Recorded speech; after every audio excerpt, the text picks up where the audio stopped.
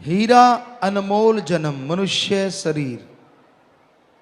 बाकी जितने भी शरीर हैं हालांकि दुर्लभ हैं, लेकिन आत्मा के लिए जो शरीर सबसे दुर्लभ है, किसी भी मोल पे कहीं भी खरीदा नहीं जा सकता, वो मनुष्य शरीर है।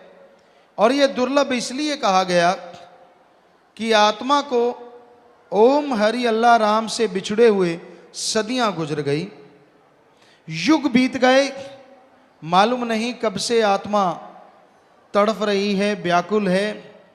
और तड़फती हुई आत्मा को, व्याकुल आत्मा को आवागमन से, जन्म मरण से आज़ादी का मौका किसी जन्म में मिला है तो वो जन्म है मनुष्य शरीर, मनुष्य जन्म। बाकी जितने भी शरीर हैं उनमें आत्मा आवागमन से आज़ाद नहीं हो सकती, जन्म मरण से आज़ाद नहीं हो सकती। सिर्फ मनुष्य शरीर में ही प्रभु ने मौका दिया है, मालिक ने मौका दिया है कि ये जन्म मरण से आज़ाद हो जाए। लेकिन ये संभव तभी है जब सुमरन किया जाए, जब भक्ति की जाए। जब तक जीवात्मा मनुष्य शरीर में ओम हरि अल्लाह राम की भक्ति इबादत नहीं करती, तब तक आवागमन से आज़ाद नहीं हो सकती। जन्म मरण का चक्कर बड़ा लंबा है। धर्मों में हमने पढ़ा सदियां गुजर गई आत्मा को भटकते हुए, युग बीत गए। अलग अलग धर्मों में भाषा जरूर अलग अलग है, लेकिन सबका मतलब यही है कि आत्मा को मालिक से बिछुड़े युग हो गए, सदियां गुजर गई, बहुत समय हो गया। एक जन्म मरण का दुख भयानक है। और 84 लाख बार जन्म लेना, 84 लाख बार मरना, उसका दर्द कितना आत्मा को सहना पड़ता होगा, कहने सुनने से परे। मनुष्य शरीर जो सर्वोत्तम है, इसके जन्म मरण का जो दुख है वो धर्मों में लिखा है कि जन्म के समय आत्मा जठर अग्न में रहती है, मां के गर्भ में रहती है, बहुत टेम्परेचर होता है, चारों तरफ गंदा खून। आत्मा शुरू में आ जाती है और फिर शरीर बनता है, तो वो व्याकुलता, बेहद परेशानी, तड़पती हुई आत्मा मालिक को बुलाती है, मालिक का नाम लेती है, मालिक में लिब लग जाती है। और आत्मा तड़पती हुई व्याकुलता से मालिक को बुलाती है, तो उसका ध्यान मालिक से जुड़ जाता है, उसका ख्याल मालिक से लग जाता है, तब जाके ये शरीर बनता है, शरीर की रचना होती है। और शरीर बनके जब आत्मा बाहर आती है तो उसकी लिब मालिक से टूट जाती है एकदम से, और दुनिया की हवा ऐसी लगती है, कभी कभार रोती है मालिक की याद में। नन्हे शिशु को आपने देखा होगा, कभी कभी वो बेवजह ही तड़फ के रोने लगता है। वो उस मालिक से टूटी लिब की वजह, उसका ध्यान मालिक से ताजा ताजा टूटा होता है। वो आंखें मूंदता है कि मेरा दुनिया में ध्यान ना जमे, लेकिन धीरे धीरे माया ये काल की ऐसा असर करती है कि दयाल की तरफ से ध्यान बिल्कुल हटता चला जाता है और दुनिया में वो खोता चला जाता है। तो बेहद दुख दर्द उठा के आत्मा शरीर धारण करके इस संसार में आती है, और जब मरती है, मनुष्य शरीर जब छूटता है, तो इसमें भी बेहद दर्द होता है। हिंदू महापुरुषों ने लिखा है, जैसे 100,000 बिच्छू इकट्ठा डंक मारे, आदमी को दर्द हो मरे ना, जितना दर्द उसे उससे होता है, इससे कई गुना बढ़ के दर्द मौत के समय आत्मा को झेलना पड़ता है। इस्लाम धर्म में लिखा है, कांटेदार झाड़ी गुद्दे के रास्ते डाल के मुख के रास्ते खींच के निकाली जाए, जैसे शरीर का हाल होता है वैसा हाल आत्मा जब शरीर छोड़ती है तब उसे झेलना पड़ता है।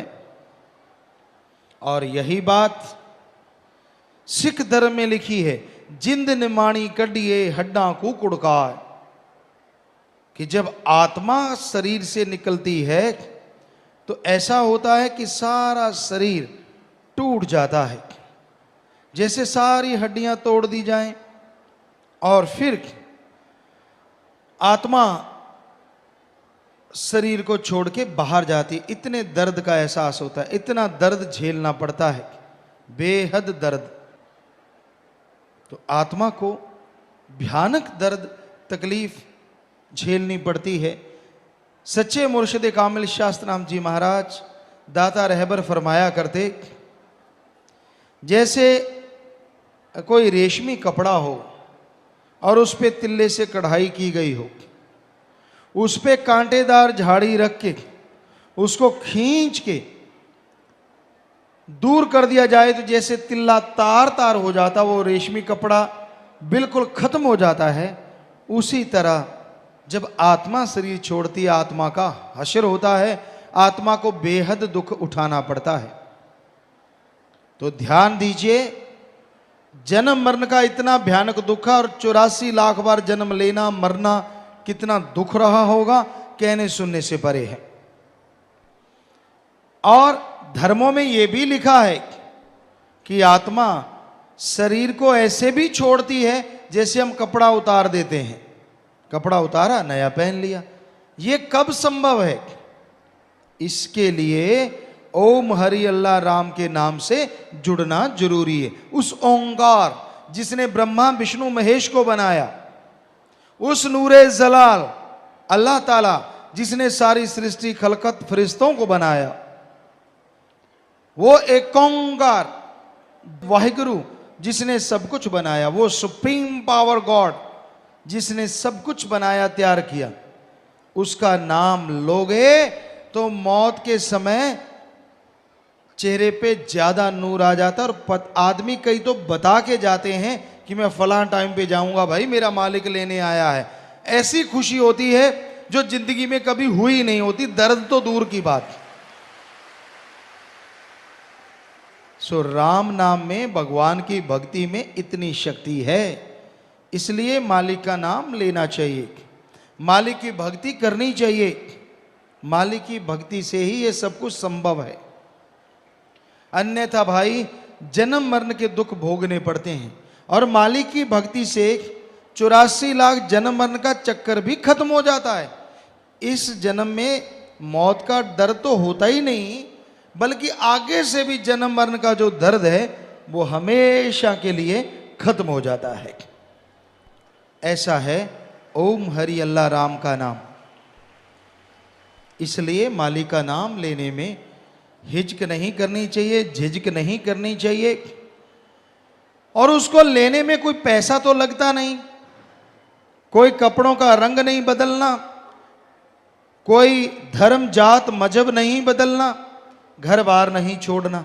आप अपने घर परिवार में रहते हुए मालिक का नाम ले सकते हैं, प्रभु की भक्ति इबादत कर सकते हैं। क्योंकि मालिक का नाम लेने से, प्रभु की भक्ति इबादत करने से इंसान के जन्म मरण का चक्कर तो खत्म होता ही होता है, बल्कि आवागमन से भी मुक्ति मिलती है, आवागमन से भी मोक्ष मुक्ति मिलती है। और जीते जी जितने गम दुख दर्द चिंता बीमारियां हैं, वो भी पहाड़ जैसी अगर हैं तो कंकर में बदल जाया करती हैं। इसलिए हर किसी को मालिक का नाम लेना चाहिए, हर किसी को प्रभु की भक्ति इबादत करनी चाहिए। उस भक्ति में ही खुशियां हैं, उस भक्ति में ही इंसान को चैन आता है, आनंद आता है, लज्जत मिलती है। तो भाई मालिक का नाम सुखों की खान है, मालिक का नाम खुशियां देने वाला है, मालिक का नाम खुशियां बरकरार रखता है। जैसे आपको खुशियां मिल गई, घर में सब कुछ आ गया, लेकिन वो खुशियां हमेशा बरकरार रहें, वो खुशियां कभी कम ना होने पाएं, इसके लिए जरूरी है कि आप मालिक का नाम लेते रहें। अरे जोर क्या लगता है आपका? अगर सुबह शाम 15 मिनट 20 मिनट देने से मालिक के नाम से आपके भयानक कर्म कट जाते हैं, तो आप मालिक का नाम लेते क्यों नहीं, भक्ति इबादत करते क्यों नहीं? मालिक का नाम जरूर लेना चाहिए। इंसान मालिक का नाम ले तो ही खुशियां मिलती हैं। जब मालिक का नाम लेना बंद कर देता है तो उसे अपने कर्मों का बोझ उठाना पड़ता है। तो मालिक का नाम बिना दाम के मिलता है। मालिक का नाम लेने में कोई दाम नहीं लगते। और हैरानी है, फिर भी लोग मैं फिर देखूंगा, फिर सोचूंगा, अभी ठहर के लूंगा। क्यों भाई? क्या तेरे पास भरोसा है कि वो आने वाला टाइम तेरे हाथ में है? श्वास आए ना आए, ये तो राम जी जाने, अल्लाह मालिक जाने किसके कितने श्वास बकाया हैं। इसलिए ये बहुत जरूरी है कि आप समय रहते मालिक को याद करो, भक्ति इबादत करो। जो समय की कदर करते हैं उन पे ही मालिक का रहमो करम बरसा करता है। और जो समय की कदर नहीं करते वो हमेशा पश्चाताप में रहते हैं। तो मनुष्य जन्म रूपी समय आपके हाथ से फिसलता जा रहा है। इसमें उस परम पिता परमात्मा का नाम जपो। दुनिया में ऐशो आराम के लिए आप कितना साजो सामान जुटाते हैं। गाड़ी चाहिए, रहने को बढ़िया घर बंगला बगीचा चाहिए, अच्छी औलाद हो, तंदुरुस्ती चाहिए, अच्छा खाने पीने का सामान चाहिए। पर ये सारा तभी अच्छा लगता है अगर शरीर तंदुरुस्त है। बीमार इंसान को सोने के कमरे में बिठा दो, गोल्ड के कमरे में बिठा दो, 10 एसी लगा दो, क्या उसे कोई चैन आएगा? उसे कोई असर नहीं, चाहे आम मकान में हो चाहे उसमें। वो चारपाई पे लेटा है, कर्रा रहा है, दर्द ही दर्द शरीर में हो रहा है। इससे अच्छा है कि वो तंदुरुस्त रहे, चाहे एसी ना हो, गोल्ड ना हो, चाहे एक पेड़ के नीचे ना रहना पड़े, पर तंदुरुस्त जैसा कोई सौगात नहीं। तो अगर जीवन में तंदुरुस्ती चाहते हो कि आपको बीमारियां लगे ही ना, तो राम का नाम रेगुलर जपा करो। जैसे सुबह सुबह उठते हो, चाय नाश्ता लेना जरूरी, आप लेते हैं, खाना लेना जरूरी, दिन को भी खाना टाइम पे लेते हैं, नहीं लेते तो अंदर चूहे कूदते हैं। सारा काम आप टाइम पे करते हैं। एक ही काम है जो टाइम पे नहीं करते, राम का नाम, अल्लाह की इबादत, वाहिगुरु की याद। उसके लिए भी टाइम निश्चित कर लो कि हाँ भाई मैं इस टाइम नाम जपूंगा, रात को भी इस टाइम जपूंगा ही जपूंगा। और उसका नाम जपने से तंदुरुस्तियां आएंगी, घर में बरकत आएगी और आने वाली परेशानियां उड़ती चली जाएंगी। क्यों नहीं थोड़ा सा टाइम देते, क्यों नहीं जरा सा समय देते? पता नहीं क्या इतना काम है आपके वश में हो, मौत आने वाली हो तो जमदूत को भी रिश्वत दे दो, मेरा अभी काम बाकी है यार, 5 लाख ले जा, मुझे कुछ दिन के लिए छोड़ जा। पर वहां रिश्वत नहीं चलती। जब टाइम आ गया उसने तो आपकी सुननी नहीं, झट से ले जाना है। सो आप ये कहते हैं मुझे काम बहुत रहता है, सत्संग में नहीं आ सकता, बड़ा काम धंधा है, इमरजेंसी हो जाए, तेरा बच्चा बीमार हो जाए, देखते हैं काम कैसे चलेगा। कैसे छुट्टी ले लेता है झट से, तब काम कौन चलाता है? क्योंकि सत्संग को जरूरी नहीं समझता इंसान। जबकि सत्संग में बना बनाया सुमरन बचनों पे पक्के रहने वाले बेतहा ले जाते हैं। सो ये बहानेबाजी बड़ी अजीब लगती है। जब हम पूछते हैं किसी से, आप आए नहीं भाई, सत्संग आया करो बेटा, बहुत काम धंधा रहता है, बहुत रहता है भाई। वाकई वाकई रहता है इतना काम धंधा कि आप सत्संग का 1-2 दिन नहीं निकाल सकते? हमें तो नहीं जचता, आप साफ और सफेद झूठ बोल रहे हैं। क्योंकि और कामों, ससुराल में शादी हो, देखते हैं कैसे नहीं जाते आप, मत जाओ। तब कैसे काम चल जाता है दफ्तरों में? तब तो 4 दिन की छुट्टी और 4 दिन की एप्लीकेशन दोस्त को पकड़ा के जाते हैं। यार ससुराल में शादी है, छुट्टी तो मैंने ले ली, बाई चांस वहां 1-2 दिन ज्यादा लगे तो एप्लीकेशन आगे कर देना। क्यों? क्योंकि वहां जीजा जी जो होनी है घर का जवाई राजा आया है और जवाई राजा यूं, वैसे कोई पूछता ही ना हो जाए तो, पर वैसे तो वहां वहां कैसे काम चल जाता भाई, दफ्तरों में कैसे सब जगह से छुट्टी मिल जाती है। सत्संग क्या फजूल है? अरे सत्संग फजूल के पाप कर्मों को जो आपको भोगने पड़ रहे हैं जला के राख कर देता है, इसलिए सत्संग में जरूर आया करो। हर धर्म में लिखा है, हमने सारे धर्म पढ़े हैं सदगुरु की कृपा से, हर धर्म में लिखा है सत्संग में भगवान विराजमान होते हैं और बेइंतहा मूसलाधार दया में रहमत बरसाते रहते हैं। क्या पता कौन सी रहमत आप पे बरस जाए और कैसे आप दोनों जहान की खुशियों से माला माल हो जाएं। क्योंकि दुनिया में रहते तो आपको राम याद नहीं आता, घाटा पड़ने लगता है तो भगवान याद आता है, बीमारी लग जाए तो भगवान याद आता है, बच्चा बीमार हो, घर में तकलीफ हो, शरीर में दर्द हो तो भगवान याद आता है।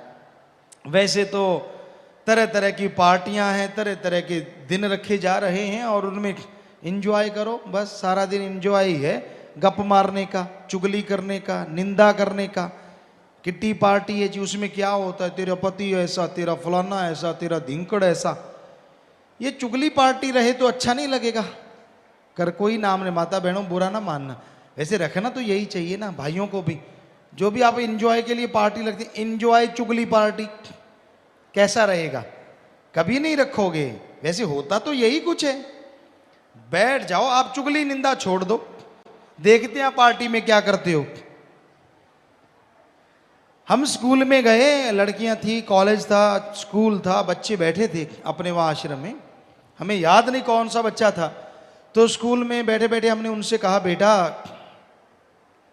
आप सिमरन किया करो, भक्ति किया करो। कहते पिताजी आप आया करो। हमने कहा ठीक है, आप कोई बुराई छोड़ दो। कहने लगे हाँ जी आप बताइए, हमें बता दीजिए, हम वो बुराई छोड़ देंगे। हमने कहा पक्का? हमने कहते जी हाँ। सारे स्कूल कॉलेज के बच्चे कहने लगे। हमने कहा ठीक है बेटा, चुगली निंदा छोड़ दो। बच्चों ने हाथ खड़े किए। एक ठीक ठाक छोटा सा बच्चा था, वो रो रहा था। हमने कहा बेटा हमारे पास ही था, तू रो क्यों रहा है? तो उसने जो कहा जरा ध्यान से सुनना। कहने लगा पिताजी अगर चुगली निंदा छोड़ देंगे तो करेंगे क्या? वाकई सच है, जरा सोच के देखो, चुगली निंदा अगर छोड़ दोगे तो करोगे क्या? बाकी बातें कौन सी रह जाती हैं? भाई कैसा है? ठीक हूं। काम धंधा कैसा चल रहा है? बहुत बढ़िया चल रहा है। अगर ऐसे बोल दिया तो अंदर जलन शुरू हो जाती है, उसी टाइम तेजाब बनना शुरू हो जाता है। भगवान इसका बढ़िया चल रहा है, आग क्यों नहीं लगाई इसके? और अगर किसी ने कह दिया यार बहुत बुरा हाल है, बाहर से अच्छा यार मेहनत करना, अंदर से लड्डू फूटते हैं, बढ़िया हो गया, तू इसी काबिल था। सो किसी को खुश देख के आज के लोग खुश नहीं होते, बल्कि ज्यादातर लोग दुखी हैं दूसरों को खुश देख के। किसी को खुश देखते हैं, किसी को सुखी देखते हैं, बेहद दुखी हैं, बेहद दुखी, या अपने कर्मों की वजह से दुखी हैं। तो कर्मों से नेकर्म होने के लिए, कर्मों से बचने के लिए, कर्मों का दायरा जबरदस्त है, उनसे आपका बचाव हो, इसके लिए अगर कोई मूल मंत्र है, अगर कोई तरीका है, तो एकमात्र तरीका ओम हरि अल्लाह वाहेगुरु राम का नाम है। जो मालिक का नाम लेते हैं, जो भक्ति इबादत करते हैं, वही मालिक की कृपा दृष्टि के काबिल बना करते हैं। सो यही कहा गया कि हीरा जन्म मिला है, इसमें मालिक का नाम जपो, ताकि हर तरह की परेशानियां, हर तरह की गंदी आदतें जो आपको लग चुकी हैं उनसे बच सको और मालिक की खुशियों से माला माल हो सको। मानस जन्म मिले भोग 84 प्यारे, इस देही को देवी देवते तरसे सारे, सब जूनों से ऊंचा है यह जन्म मिला प्रधाना। मनुष्य जन्म के लिए देवी देवता भी तरसते हैं। सर्वोत्तम शरीर प्रभु ने बनाया है। 5 तत्व से शरीर बने हैं, पृथ्वी, पानी, अग्नि, वायु और आकाश। किसी में एक है, जैसे वनस्पति है, इसमें एक तत्व मुख्यतः है, वो है पानी। आप सरसों का साग ले लो, हरे पत्ते ले लो, उसे 40-50 किलो सुखा दो, तोल के धूप में रख दो, और बाद में आप देखेंगे वो 5-4 किलो ही रह जाता है, क्योंकि सारा जो पानी है वो उसमें से उड़ जाता है। बाकी जो तत्व हैं लेश मात्र उसमें रह जाते हैं। कीड़े मकोड़े हैं, उनमें आग और हवा होती है।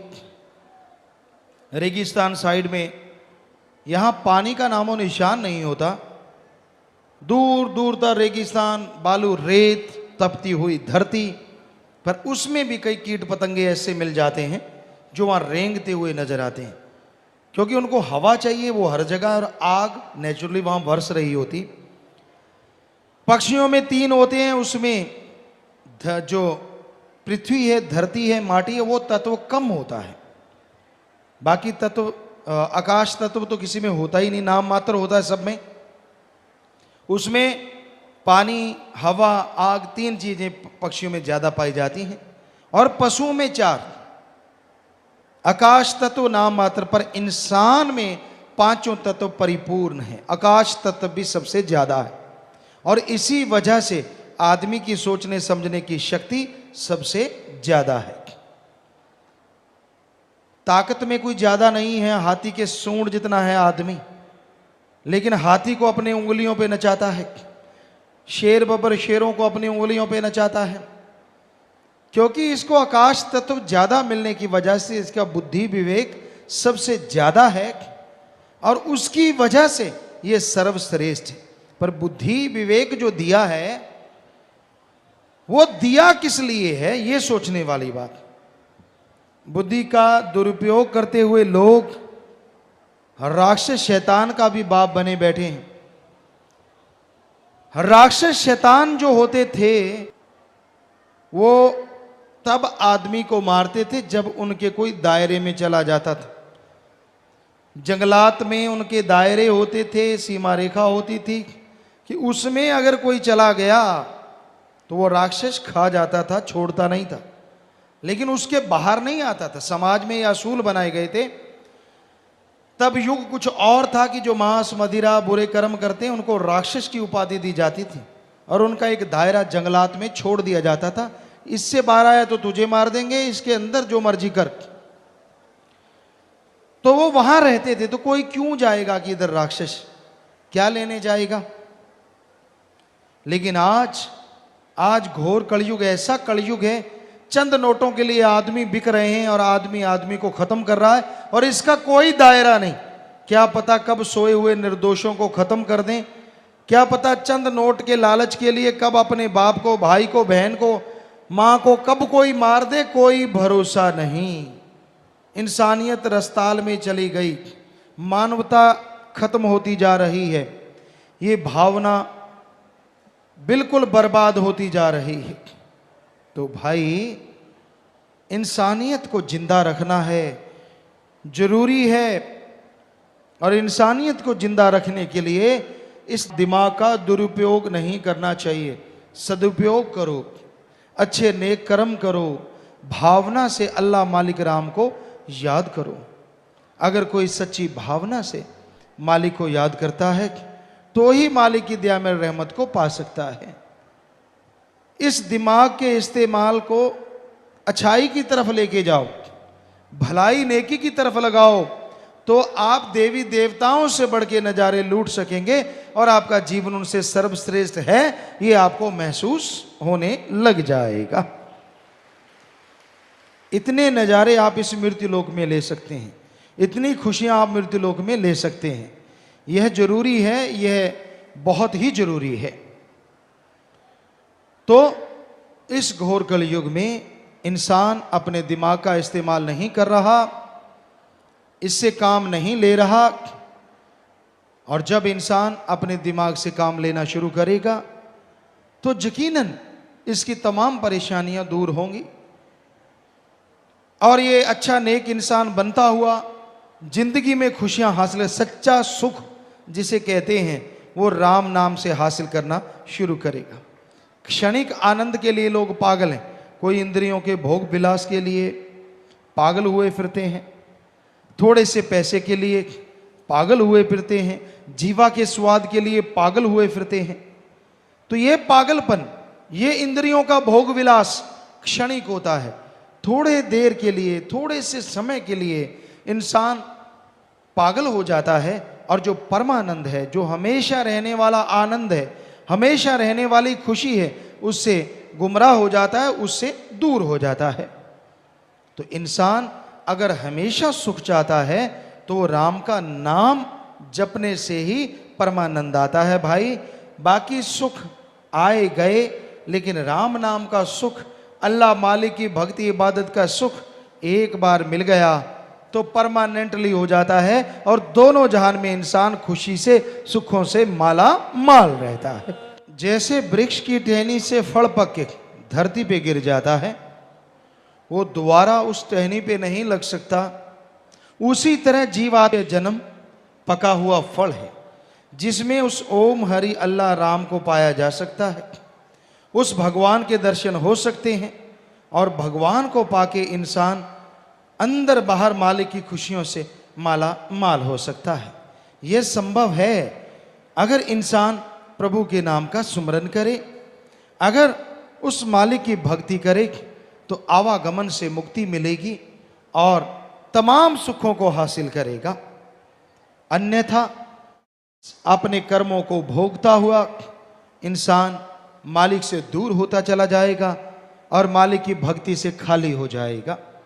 तो भाई, अगर आप जिंदगी में सुख चाहते हो, अगर जिंदगी में परमानंद चाहते हो, तो आप राम नाम, ओम हरि अल्लाह मालिक की भक्ति इबादत नियमानुसार करो। जैसे खाने पीने के लिए, काम धंधे के लिए नियम है, उसी तरह मालिक की भक्ति इबादत के लिए भी नियम बनाओ, ताकि मालिक की कृपा हो सके, मालिक की दया में रहमत के काबिल बन सको, और वो तमाम खुशियां आपकी झोलियों में आ जाएं जिसके बारे में आपने कभी कल्पना भी नहीं की होती। ये संभव है, आदमी के लिए हर चीज संभव है, पर अगर मालिक का नाम जपे, मालिक की भक्ति करे, तो वो खुशियां मिलती हैं जो कर्मों में नहीं भी होती। तो आप अपने कर्म खुद बना सकते हैं। कहते हैं भगवान ने जितना लिखा है उससे कम ज्यादा नहीं हो सकता, जितना लिखा है उतना ही मिलेगा। हो सकता है यह सच हो, लेकिन इंसान अपने भाग्य को बदल सकता है, यह भी भगवान ने अधिकार दिया है वो भी भगवान के हुक्म में। हिम्मत करे अगर इंसान तो सहायता करे भगवान। हमारे हिंदू धर्मों में लिखा है, इस्लाम धर्म में लिखा है, हिम्मते मर्दा मददे खुदा। आप मेहनत कीजिए, हिम्मत कीजिए, काम धंधे में राम नाम की तरफ, दोनों तरफ मेहनत करो। सिर्फ काम धंधे में नहीं, राम नाम में भी मेहनत करो, सुमरन करो, सत्संग सुनो, भले कर्म करो, और साथ में फिर काम धंधे में मेहनत करो, तो दोनों में मालिक बरकत डालेंगे, दोनों में लाभ होगा, और मालिक की खुशियों से लबरेज आप जरूर होते जाएंगे। आगे भजन में आया, घर और काम को भूला, विषयों में मन लगाया, प्रभु भुलाने लिए माया ने जाल बिछाया, मन माया से बचने लिए सत्संग में है आना। घर भूल गया, असली घर, असली मुकाम कौन सा है जीव का? उस ओम हरि अल्लाह मालिक का वो निज धाम, जिसे हिंदू धर्म में निज धाम सतलोक, सिख धर्म में सचखंड, इस्लाम धर्म में अनामी। वैसे ये अलग अलग भी हैं, जैसे जैसे कोई सुमरण करता है उसके अनुसार दर्जा है।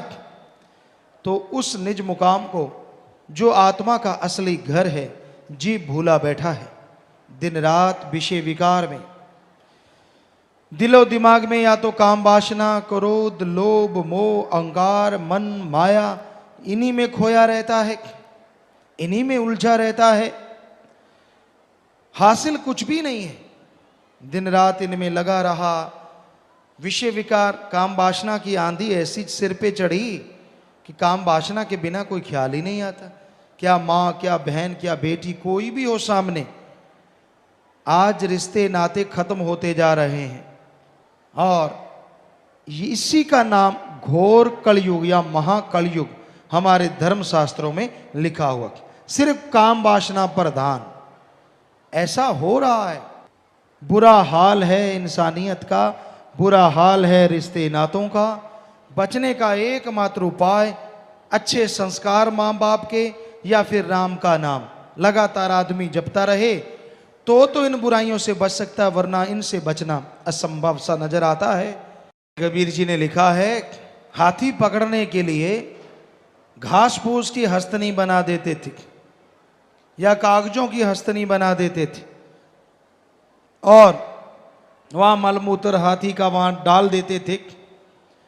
कहते काम वासना में अंधा होता है हाथी एक टाइम पे, तो वो उसको देख के दौड़ा चला आता और वो करते क्या कि एक बड़ा खड्डा बना लेते और उसमें छत डाल देते घास फूस की और उसके ऊपर ही हस्तनी बना देते। तो हाथी को कुछ मालूम ना पड़ता, मस्ती में झूलता हुआ आता और जैसे आगे जाता तो वो गड्ढे में गिर जाता, कैद हो जाता।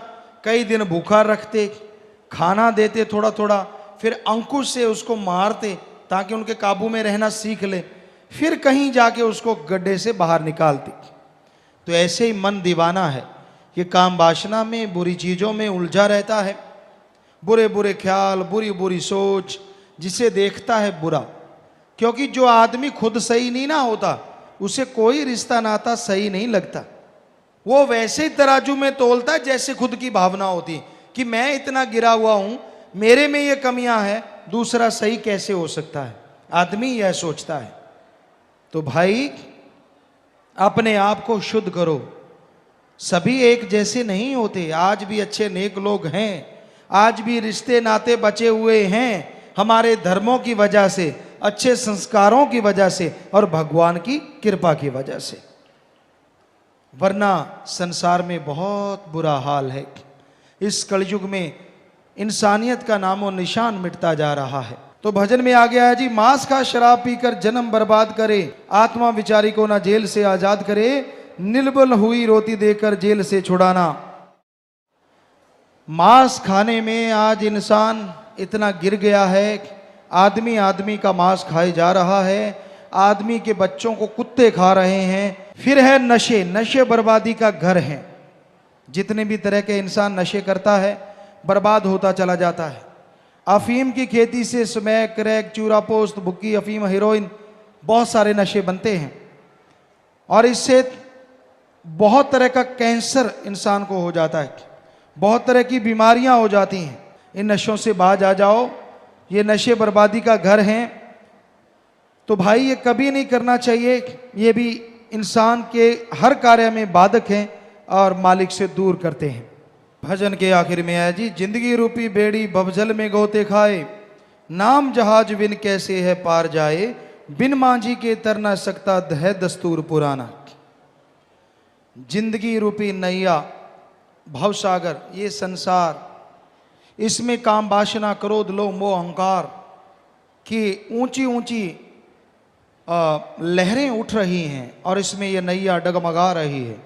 कभी काम वासना की लहर उठती है तो कभी क्रोध की, कभी अहंकार की, कभी मोह ममता की। इसमें उलझी हुई जीवात्मा बुरी तरह से व्याकुल है, बुरी तरह से दुखी हो रही है। इनसे बचने के लिए एकमात्र उपाय सत्संग में चल के आना और सत्संग में से मिलने वाले नाम को लेके ध्याना, नाम का सुमरन करना, उसकी भक्ति इबादत करना, यही एकमात्र उपाय है जिसमें जीव अपनी खुशियां हासिल कर सकता है, मालिक की दया में रहमत के काबिल बन सकता है। और नाम जहाज है, यहाँ भी जैसे जहाज पे बैठो, कोई सफ़र तय करना है, वैसे गाड़ियों में 2 दिन 2 रात लगे, 3 दिन 3 रात लगे, कहाँ 2-4 घंटे में वहाँ पहुँचा जा सकता है।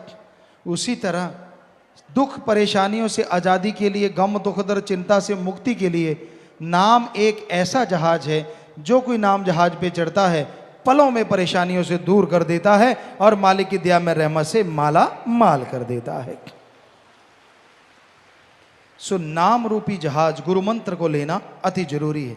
तो भजन के आखिरी की लाइनों में आया, खुदी का रोग बड़ा कोई ना बच सका, ऋषि मुनि और पीर सभी को लग जाए, दया गरीबी धारण करना शास्त्र नाम जी का समझाना।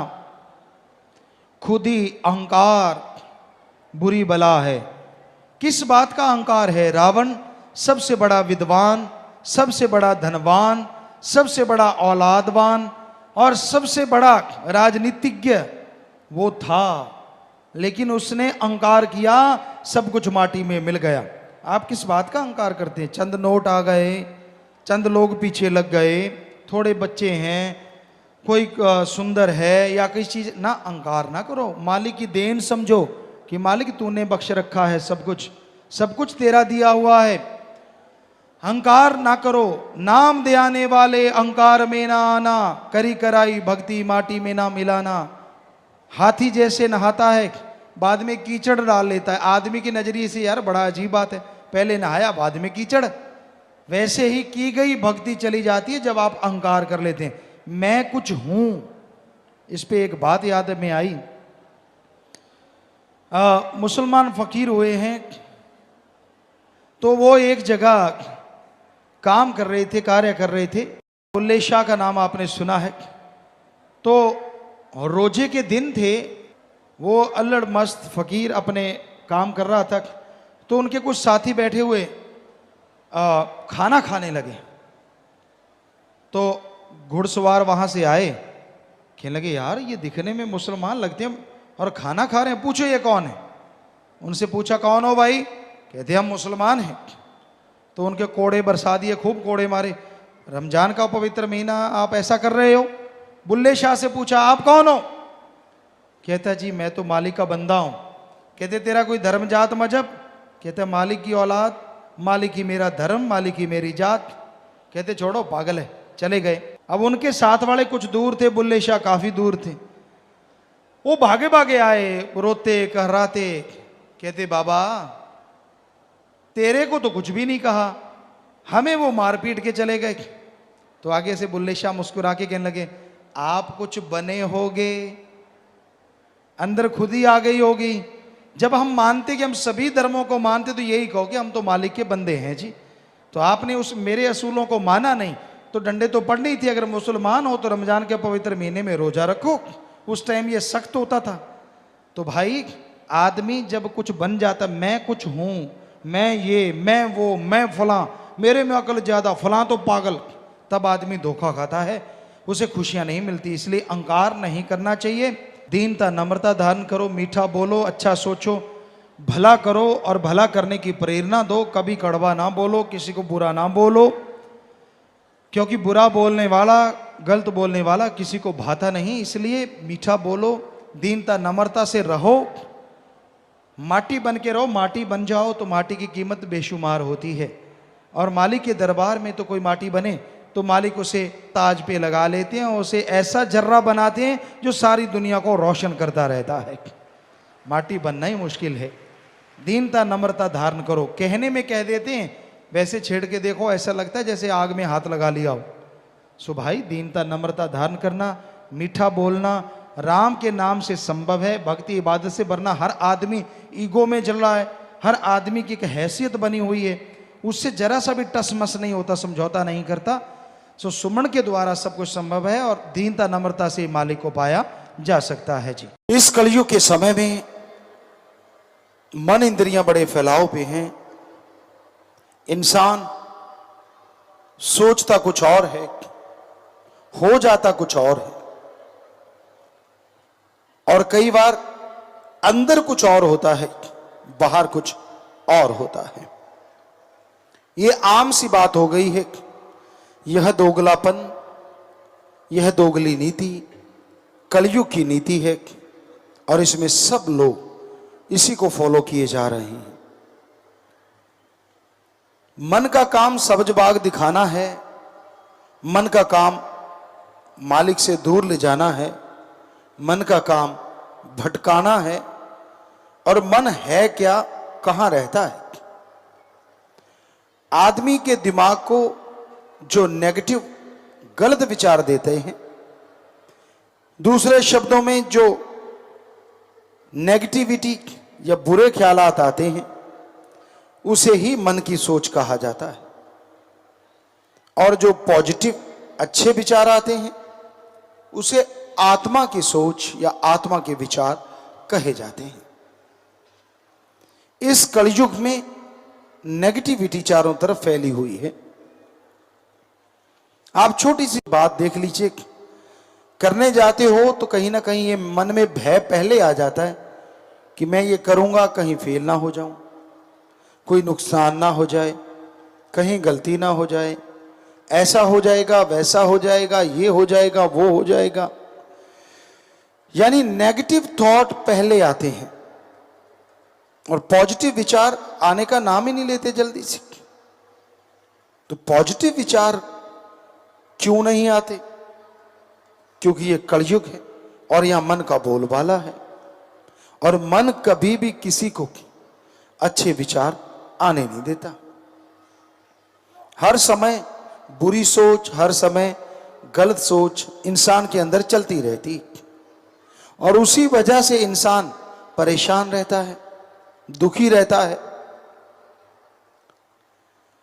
इंसान सुखी रह सकता है, इंसान नेगेटिव थॉट को खत्म कर सकता है, पर अगर यह सुमरन करे और सेवा करे।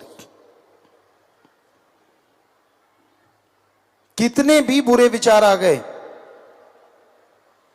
5 मिनट भी अगर आपने सुमरण कर लिया, आए हुए बुरे विचारों का फल आपको नहीं मिलेगा। दूसरे शब्दों में, आपकी जिंदगी पे उसका असर नहीं होगा।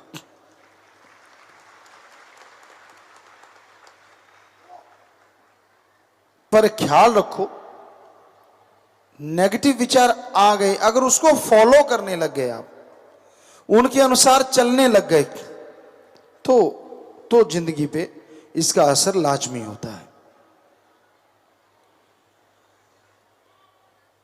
आप सोचते होंगे दुनिया में कितने के लोग हैं जो इसकी परवाह करते हैं। पूरे वर्ल्ड में लोग परवाह ही नहीं करते। वो तो रोज दिनचर्या उनकी प्लानिंग होती है, वो उसके अनुसार चलते रहते हैं। कईयों की कोई प्लानिंग नहीं होती, जो दिखा, जो जैसा मिला वैसा ही कर डालते हैं। तरह तरह की बातें चलती रहती है, तरह तरह की बातें आती रहती हैं। तो ये क्या है? वो लोग खुश हैं, वो भी तो सुखी हैं, ये आपका भ्रम है। सबसे ज्यादा सुसाइड का, सबसे ज्यादा नेगेटिविटी का शिकार वही लोग होते हैं जो ऐसा करते रहते हैं, जिनके अंदर ऐसे विचार चलते रहते हैं। दिखने में तो कहते हैं धरती बड़ी सुंदर लग रही होती है, पर पता नहीं जब कब भूकंप आ जाए। तो उसी तरह बाहर से जो दिखता है, कई बार अंदर वो होता नहीं, और अंदर जो होता है बाहर आता नहीं। इस दुनिया में लोग इतने शातिर पढ़ लिख के या किसी भी तरीके से मानो कि वो अपने अंदर की बात बाहर आने नहीं देते, और जिनके अंदर की बाहर आ जाती है वो छुपा नहीं पाते। पर आज बड़े मास्टरमाइंड हैं, बड़े तेज लोग हैं, वो दिखाते कुछ और हैं, होते कुछ और हैं। बहुत कम लोग होते हैं जो जैसे होते हैं वैसे दिखते हैं। मतलब जो उनके दिलो दिमाग में बात होती है वही वो कहते हैं, ऐसे बहुत कम लोग होते हैं। वरना लोगों को आज बनावटीपन की बीमारी लगी हुई है। दिखावा कुछ अलग होता है, बोलचाल कुछ अलग होती है, और अंदर की सोच कुछ अलग होती है। इंसान के अंदर जो चलता है वही इंसान को खुशी और टेंशन देता है। कोई एक बात आपके अंदर कंटिन्यू लगातार नेगेटिव चलती रहती है तो आपके दिमाग पे टेंशन बढ़ती है। उदाहरण के तौर पे कोई बहुत ही बोरिंग बात आपको सुनाता है, बहुत ही जिसमें आपकी रुचि नहीं, वो वाली बात आपको लगातार सुनाता है, तो आप क्या कहते हो? सादे से शब्द है, यार पका दिया। वैसे माइंड भी आपका पक जाता है जब एक नेगेटिव बात को लेके आप बार बार रगड़ते रहते हो, हाय हाय ऐसा हाय, तो माइंड कहता है यार पका दिया। और उसका पकाना मतलब टेंशन को लाना है। यही है सच्चाई। चाहे आप साइंस पढ़ लीजिए, चाहे रूहानियत पढ़ लीजिए, हकीकत तो यही है। कोई भी एक बात को लेके आप बारंबार बारंबार रगड़ा रगड़ी करते रहते हैं, वो नेगेटिव विचार को छोड़ते ही नहीं, तो टेंशन हो जाती है। पर अपने आप थोड़ी ना छूटती है ऐसी बातें। उसके लिए चाहिए आत्मबल, उसके लिए चाहिए विल पावर। अगर आत्मबल आएगा, अगर विल पावर आएगा, तभी आप इन बातों को छोड़ सकते हैं, तभी टेंशन फ्री हो सकते हैं। वरना मन का तो काम है छोटी छोटी बात बताना, अंदर पैदा करना और टेंशन लेके आना। अब राम नाम में कोई आया है, छींक आ गई तो मन कहता है छींक आई तो आई क्यों? मैं तो यार भक्ति में आया था, मुझे जुकाम क्यों लग गया, मेरा सिर क्यों दर्द हुआ? क्या कोई गारंटी लिखी होती है कि आप राम नाम में आएंगे तो ये नहीं होगा? दुनिया में रहते हो तब तो नहीं उलाहना देते। ये सब आपकी वजह से भी तो हो सकता है। आपने खान पान में कुछ ऐसा ले लिया हो, शरीर को इस तरह का बना रखा हो, जो गर्मी सर्दी जैसे चेंज होता है तो नेचुरली वैसा हो जाता है। हाँ, राम नाम के निरंतर जाप से यह गारंटेड है कि आने वाले पहाड़ जैसी बीमारियां कंकर में बदल जाया करती हैं। हमने 6 करोड़ लोगों को गुरुमंत्र बताया और करोड़ों लोग उसमें बताते हैं कि उनके साथ ऐसा अनुभव होता है। बहुतों ने तो ये दिखाया, कागज लेके आए कि 4थे स्टेज का कैंसर था, राम नाम से जुड़ गए, दिन रात राम का नाम जपा और दोबारा जाके चेकअप करवाया तो वो कैंसर नाम की कोई चीज ही नहीं थी। डॉक्टर हैरान थे कि ये तू है या कोई और, लेकिन वो जानते थे कि इतनी बार चेकअप करवाया आदमी तो वही है, रिपोर्ट भी उनकी बनाई हुई थी। ये कैसे पॉसिबल है? क्या ऐसा हो सकता है? सकता तो हो ना, अगर देखा ना हो। जब लोग सामने आके रिपोर्ट लेके खड़े हो जाते हैं तो उसमें दो राय या किंतु परंतु करने का तो कोई मतलब ही नहीं है। साइंस को प्रूफ चाहिए और वो प्रूफ सामने है कि सब रिपोर्टों में पॉजिटिव था, 4th स्टेज का कैंसर, 3rd स्टेज का कैंसर। लेकिन किया क्या उन्होंने? दवाई तो चल रही थी, पहले भी चल रही थी, कोई फर्क नहीं था, लेकिन राम का नाम जपा महीना 15 दिन और जाके चेकअप करवाया तो उस जड़ से खत्म हो गया। ये कैसे पॉसिबल है? साइंस के लिए नहीं, लेकिन भगवान के लिए चुटकी में पॉसिबल है। वो 2 बूंद से अगर आदमी को बना सकता है तो उसी के शरीर में से किसी रोग को लगाना, हटाना, उसके लिए तो ऐसे है जैसे मक्खन से बाल निकालना। मक्खन से बाल निकाल दो, वो वैसे का वैसा दिखता ही नहीं, पिघला हुआ मक्खन हो। तो ये शक्तियों का नजारा हमने यहां पे करोड़ों लोगों के साथ होते देखा है। आपको यकीन नहीं आता तो यहां जितने लोग बैठे हैं, पता नहीं कितनों के साथ ऐसा हुआ है, वो हाथ खड़ा करके जरूर बताएं सच्चे दिल से। आप देख सकते हैं कोई भी नया सज्जन, हमने कुछ नहीं कहा, हमने ये कहा कि अपना अनुभव, हमने इनको पढ़ाया नहीं पहले, क्योंकि हम कौन सा पैसे लेते हैं। तो हाथ नीचे कर लीजिए। आप कहीं भी दे सकते हैं, लाखों बैठे हैं, हजारों बैठे हैं, तो सबके सब हजारों के हजार ये कह रहे हैं कि हां ऐसा हमारे साथ हुआ। बाई चांस नहीं होता, ये भुलेखा नहीं होता। किसी की जिंदगी बच जाए उसके लिए भुलेखा कैसे? यहां ऐसे ऐसे डॉक्टर साहबान आते हैं जिनके खुद के साथ ऐसा ऐसा अनुभव हुआ है। अब वो तो साइंस को मानने वाले हैं, पढ़े लिखे डॉक्टर हैं, बहुत सारे डॉक्टरों के साथ ऐसा हुआ। वो क्यों झूठ बोलेंगे भाई? हम अपनी बड़ाई नहीं करते, ये सारी बड़ाई उस ओंकार ओम हरि अल्लाह वाहिगुरु राम की है, जिसका नाम आप लोग जगते हैं, जाप करते हैं और हाथों हाथ रिजल्ट आता चला जाता है। फकीर संत तो एज ए टीचर होता है, और टीचर खड़ा होकर क्यों पढ़ाता है? उसकी वजह होती। क्यों? क्योंकि अगर वो खड़ा नहीं होगा तो पीछे बच्चों को दिखेगा नहीं, और जब तक प्रवक्ता दिखता नहीं है, बोलने वाला दिखता नहीं है, लोग देखना चाहते हैं। तो इसलिए ऊंची जगह पे बैठ के हमें बोलना पड़ता है, वरना हमें ऐसा कुछ नहीं है कि हम आपसे ऊंचे बैठे हैं। हम तो आपकी जुतियों में भी बैठने को तैयार हैं, हम तो चौकीदार हैं भाई। लेकिन आवाज ऊंची जगह लगा के देखेंगे तो लोग खड़े नहीं होंगे। अगर हम नीचे बैठ के आप खड़े होके देखे कौन है, कहां से बोल रहा है, कैसा है, ये आदमी की फितरत है, आदमी की मनोदशा है। तो इसलिए, और दूसरा कारण पवित्र रामायण में लिखा है एक जगह, कलयुग में कोई राम नाम में आके बैठेंगे, उस समय भगवान जी वहां हर किसी को कृपा दृष्टि से नवाज रहे होंगे। तो हम ऊंचे इसलिए भी बैठते हैं कि भगवान जी भी दिखे, और आप लोग जो कलयुग में इस राम नाम में बैठे आप भी हमें दिखे। कई वजह होती है, और कोई ये नहीं, मान बढ़ाई का कोई चक्कर नहीं है। तो सत्संग में चल के जब आप लोग आते हो, ध्यान से सुना जरूर करो। आदमी के दिमाग की शक्ति बड़ी जबरदस्त है।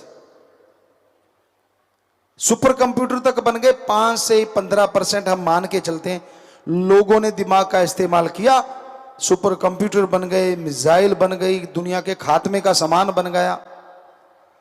कहीं ये 50% तक ग्राफ चला जाए तो जिंदगी जीने का बहुत ही आसान और बहुत ही आरामदायक पहलू सामने आ जाए, और हर कोई जिंदगी आराम से खुशी खुशी व्यतीत कर सके और बेगम हो जाए।